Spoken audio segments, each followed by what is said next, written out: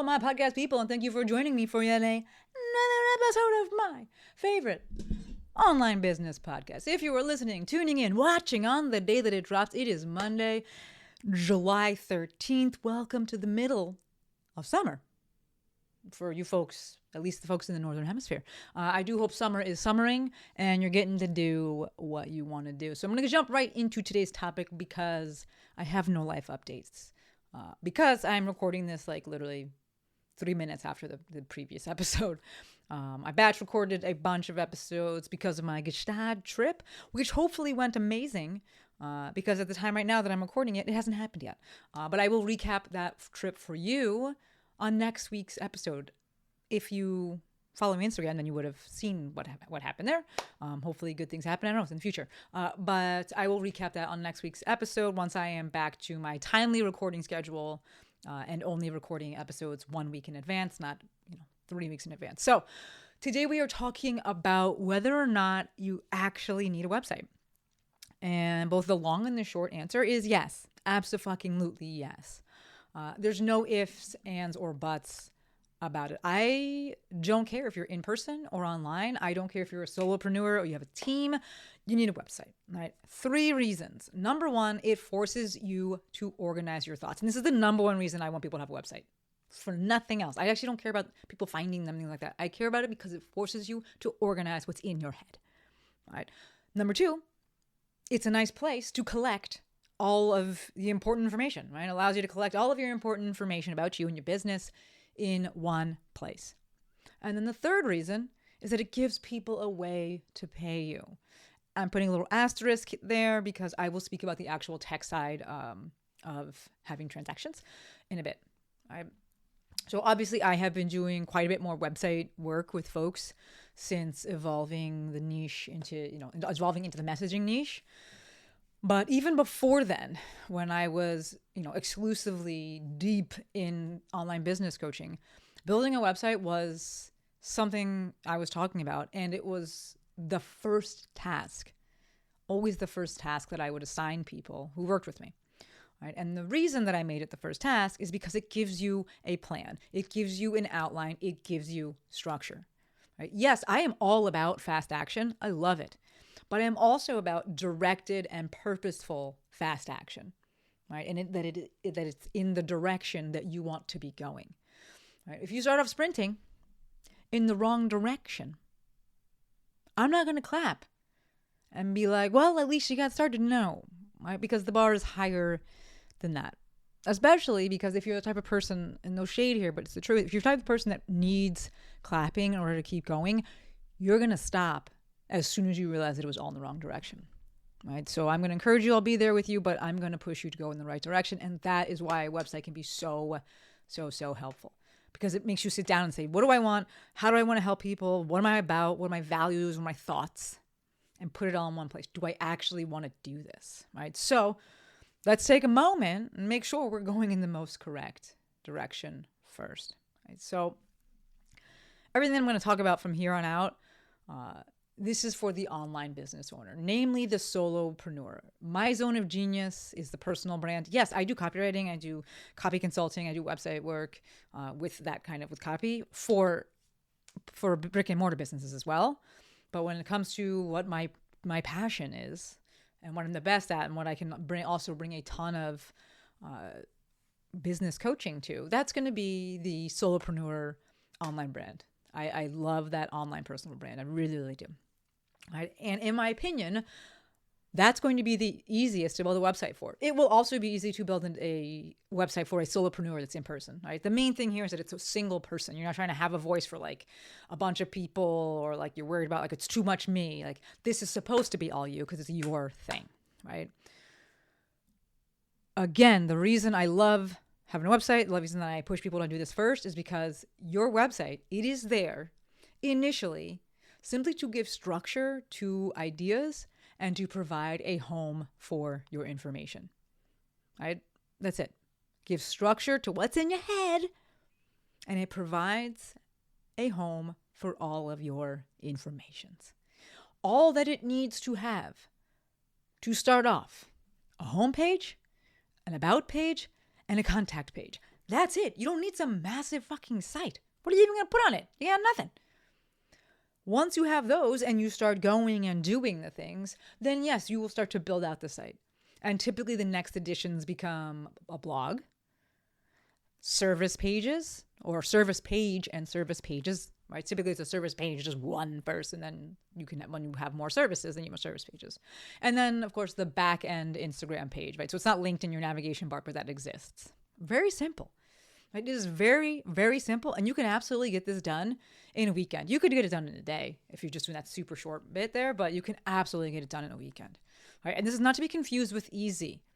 It is not at all to be confused with easy. If you're not technologically inclined, you may be tested a bit. AI and YouTube University will be your best friends. Have them help you. If you struggle with writing, or you simply haven't thought about the words that you want to use to describe what you do and how you do it, that will take time. And this will definitely expand past a single weekend. Absolutely. If you go back and forth because you're like, I don't know the colors and things like that, yes, this can become a bigger project. But this is the type of thing, if you have these things decided, you have these things, what is the word I'm looking for? When you go and, not accumulated, that's not the right word, but when you have these things gathered, right, this is something that you could get done in a weekend. I believe in you. I do. Right. Websites, I'm talking about this, like there is a lift. There is effort to make this, right? But they are great because they are not continuous ongoing effort. It is very much a front-loaded effort.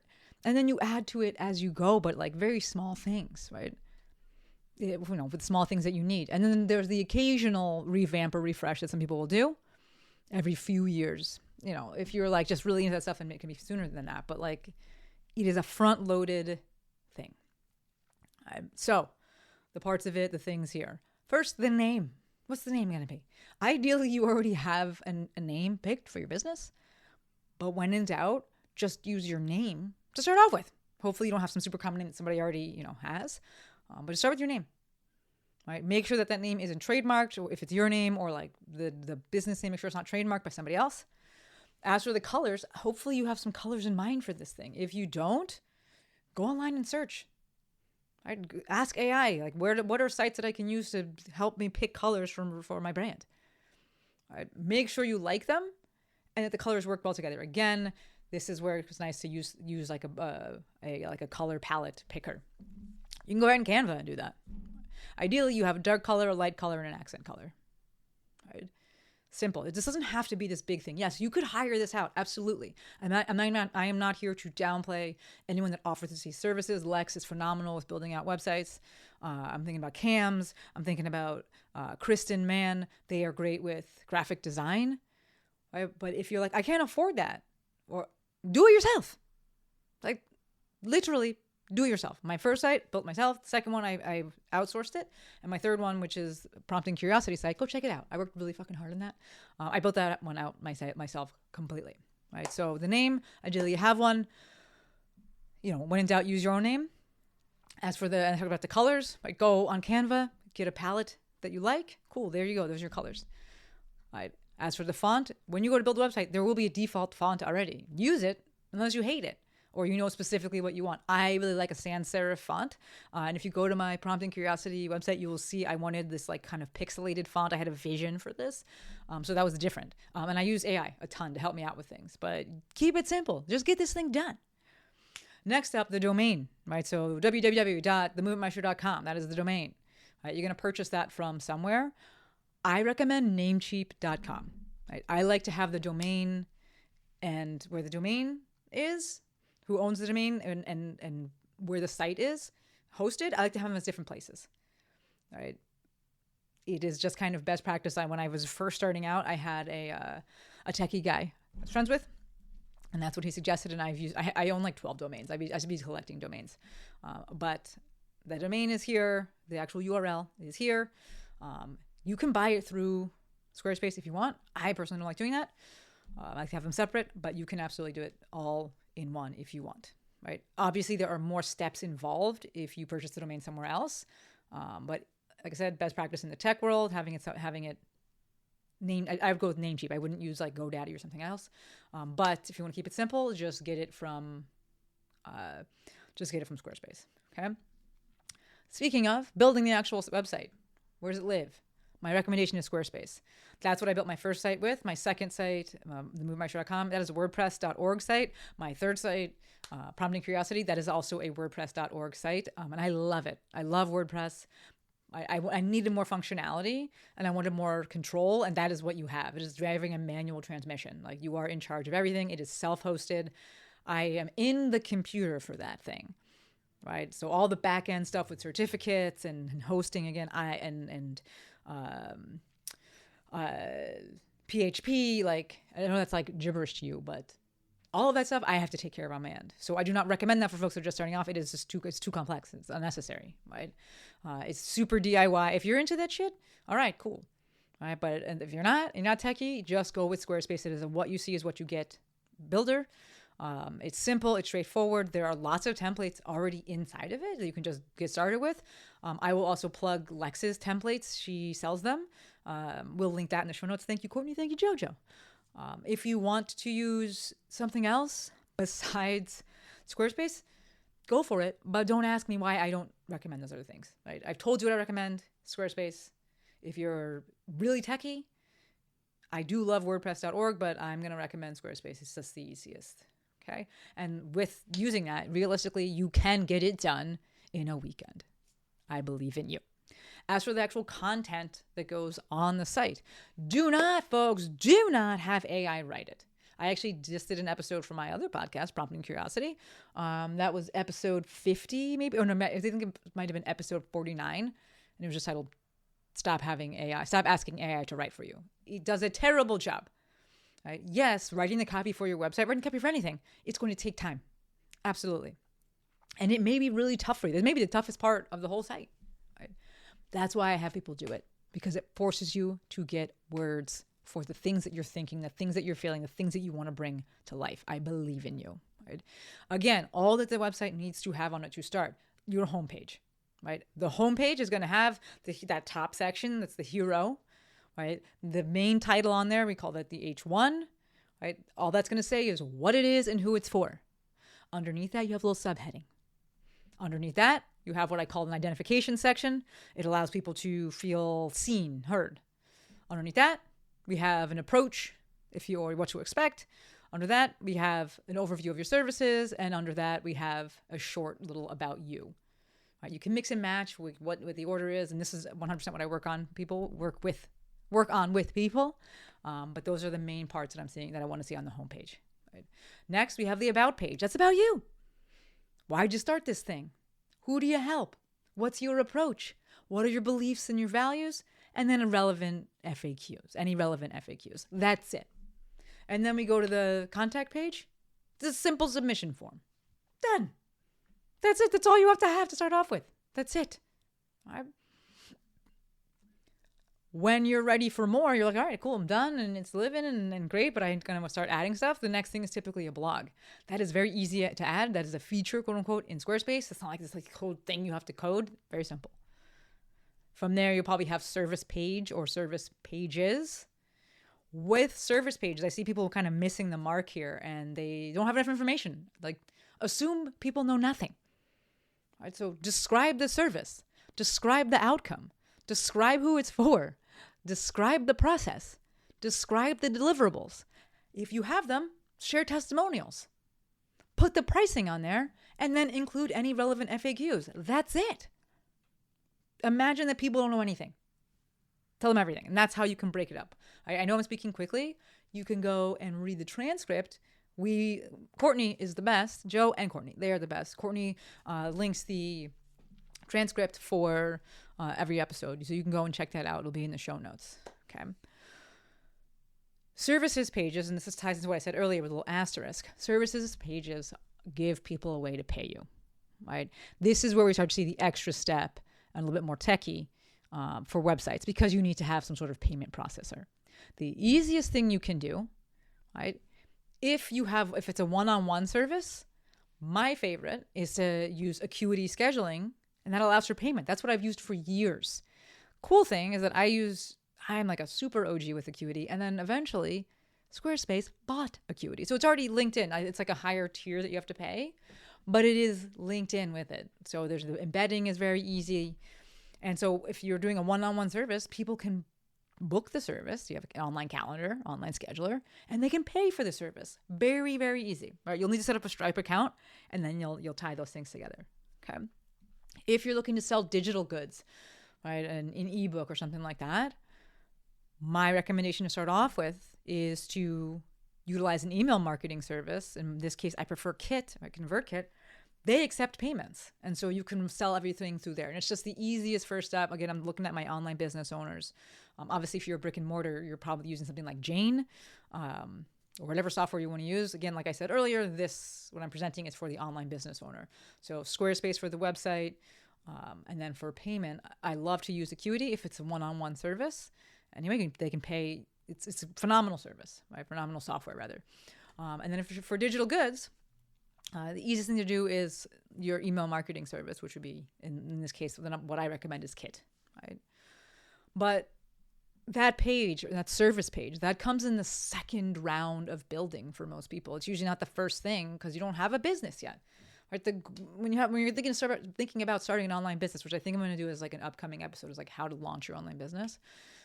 But when you're thinking about starting this thing, you attract and build the audience first. I cannot say this enough. I have a whole free, we will link that as well. I have a free 90-minute masterclass on basically whether or not you should start an online business and what you need to do, exactly what you need to do in order to start that online business. We will link that. Thank you, Courtney. Thank you, Jojo. It's on my website. But the first thing you have to start with is attracting the audience. Build and attract the audience.